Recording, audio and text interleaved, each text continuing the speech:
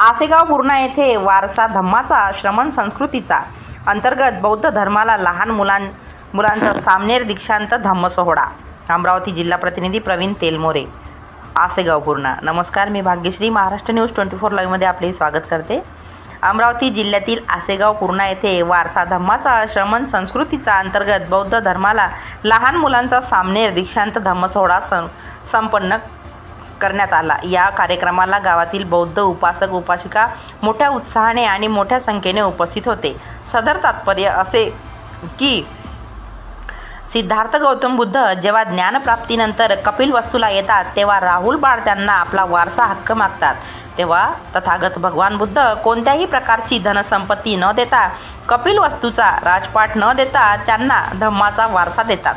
सम्राट अशोक सुद्धा आपल्या पुत्र महेंद्र व पुत्री संघमित्रा यांना हाच धम्माचा वारसा दिला।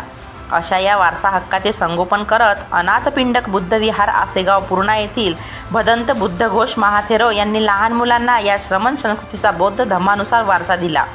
या श्रमण संस्कृतीची जोपासना करून भिक्खू संघाला भोजनदान करणे व धम्मश्रवण करणे हे उपासकांचे कर्तव्य आहे आणि एक उत्तम मंगल आहे। म्हणून विरुड पूर्णा या ठिकाणी विश्वरत्न महिला संघ व न्यू क्रांती सूर्य भीम मंडळ विरुड पूर्णा यांनी भिक्खू संघाची भव्य रॅली व भोजनदानाचा कार्यक्रम पार पाडला।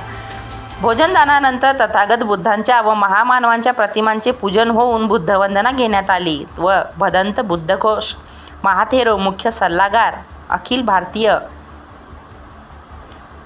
महाराष्ट्र यांनी मनुष्य जीवनामध्ये कशा प्रकारच्या अडचणी समोर येतात आणि बुद्धांनी त्या अडचणींना सामोरे जाऊन त्या परिस्थितीवर कशा प्रकारे मात करावी या विषयावर अमूल्य मार्गदर्शन करून धम्मदेशना दिली। या कार्यक्रमाची सांगता भीमस्तुती व धम्मपालन गाथा घेऊन झाली।